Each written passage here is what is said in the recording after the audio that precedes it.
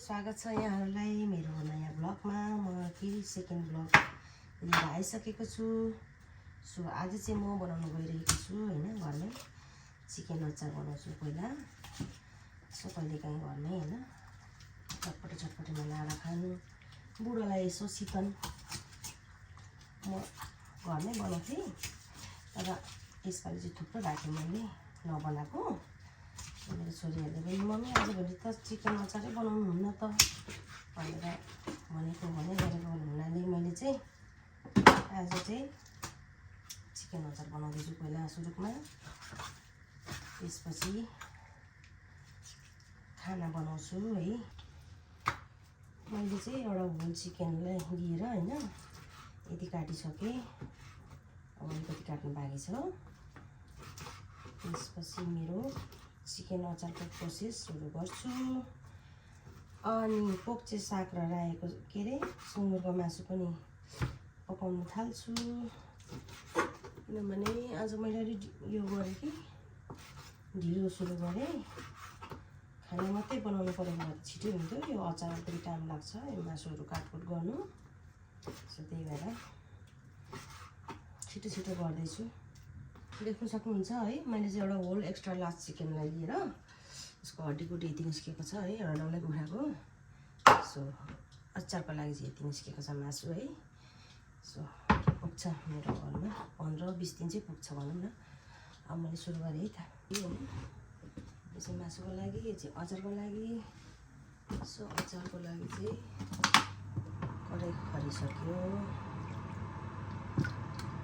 यति मासुको लागि यति चाहिँ चाहिन्छ नै, मासु खरिँदैन।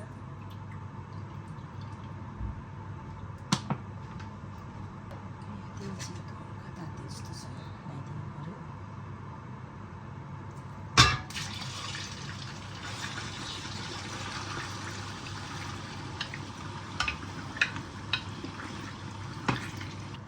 मासुको लागि के अरे अचारको लागि मासु गरिसकेँ है। अब भनेको म यहाँ सुँगुरको मासु बनाउनु गइरहेको छु। यसमा चाहिँ तेल हाल्नु पर्दैन, बेसी छ।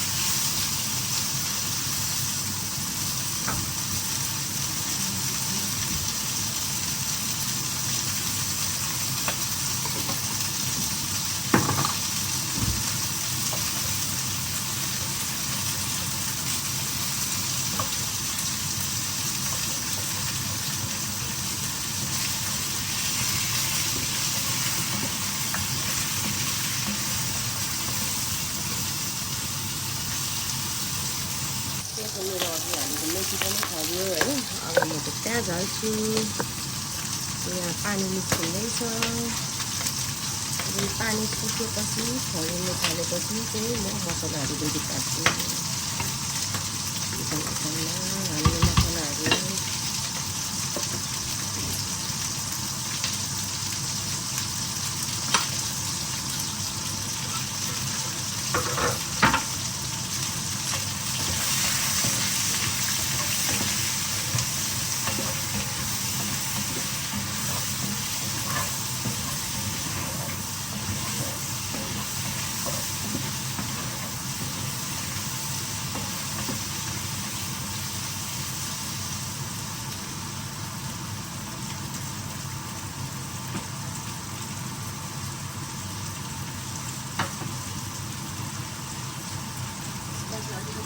राख्यो भने चाहिँ त्यससँग मिलो रसिलो हुन्छ कि मसलामा नै हाल्नुपर्छ। अनि त्यो मासु चाहिँ अगाडि मिलायो भने चाहिँ भित्रसम्म लिनुपर्छ नि त मजाले हुने गरी खाँदैन हो।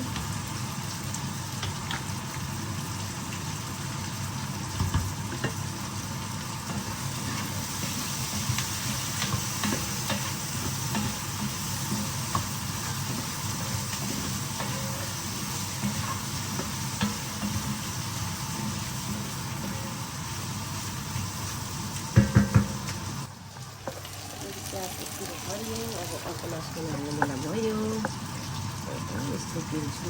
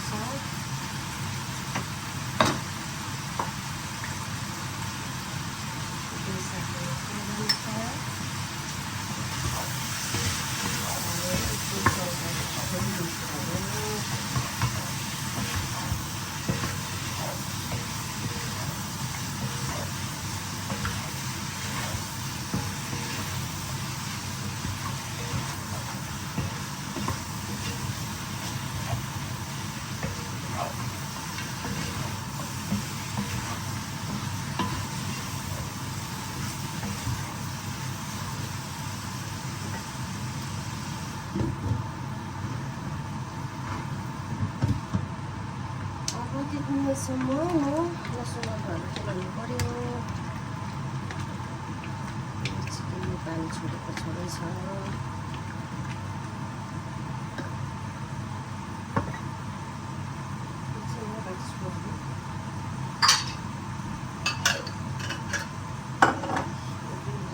अब सुप मोमोको सुप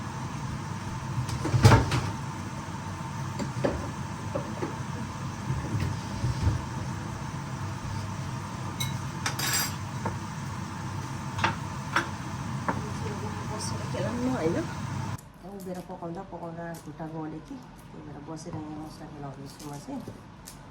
सँगसँगै यहाँ पक्की साग पनि मिलाएको छु, काटेर रेडी बनाउनु पऱ्यो। नुन र बेसन लगाइदिएको छु, मजाले पानी छोड्दैछ। यतिन्जेल चाहिँ म यहाँ दुइटै अचार र सब्जीको लागि मसला खेलाउँछु। अदुवा लसुन त्यो चाहिँ अचारको लागि होइन। किनभने मासु धेरै छ नि त, मैले होल चिकन एक्स्ट्रा रास ल्याएको थिएँ, सबै नै बनाएँ। देखिहाल्नु होला हड्डी त्यहाँदेखि मात्रै निकालेको छु। त्यति भन्दै यसो बसेर मसला खेलाइरहेको गफ गरौँ न होइन। अरूको दिन कस्तो भइरहेछ। हाम्रो चाहिँ हिजो चाहिँ एकदम दिन चाहिँ समर लागेकै खालको भाइब्स भएको थियो होइन। घाम टल्ल लागेको थियो र मैले चाहिँ सबै गार्डनिङहरू गरेँ हिजै होइन। तर आज त के भएको, रातभरि पानी परेछ। जाडो महिना जस्तै धुम्म भइरहेको छ। घामै बेसी परेको छैन, देखा परेको छैन। युकेको वेदर चाहिँ साह्रै घिनलाग्दो कि होइन। समरमा चाहिँ अलिकति दिन लामो भइदिन्छ र मैले चामचको लागि सबै भिजाइ गरेर हुन्छ पारेको छु।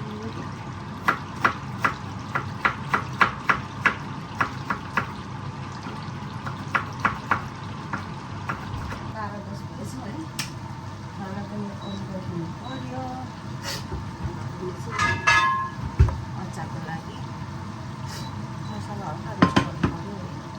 त्यसमा चाहिँ मैले हालेको छु धनिया, अलिकति ज्वानो जिरा आलस होइन अनि मुनिबाट चाहिँ अलिकति सोफ सबै मिक्स गरेर होइन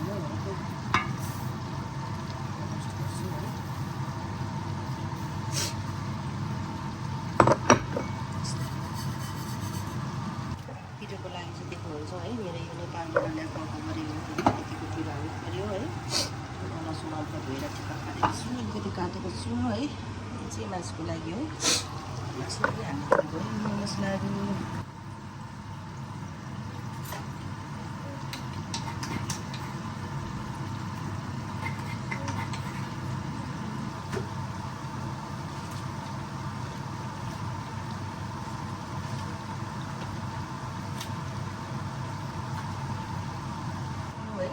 मसला पनि रेडी बनाएँ यो चाहिँ हो मेरो छोप होइन मासु यतिको फलिसक्यो समय लाग्यो अदुवा लसुन एड गरिसकेँ है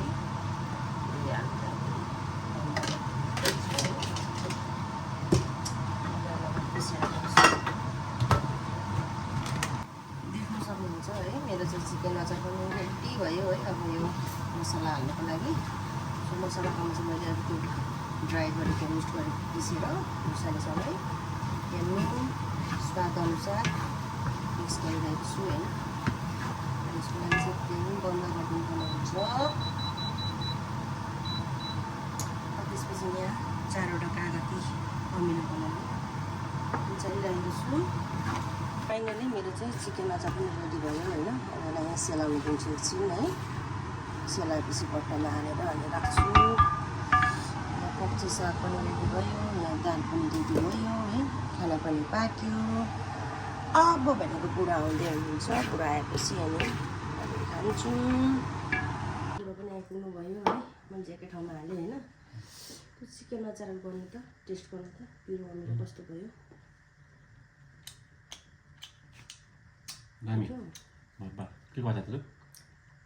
यो चिकन अचार यो त अस्तिको उयो के अरे हिजोको लोकलको उयो हो ग्रेभी हो ल यति भन्दै होइन अब हामी चाहिँ बुढाबुढी खान थाल्यौँ है खाइ ल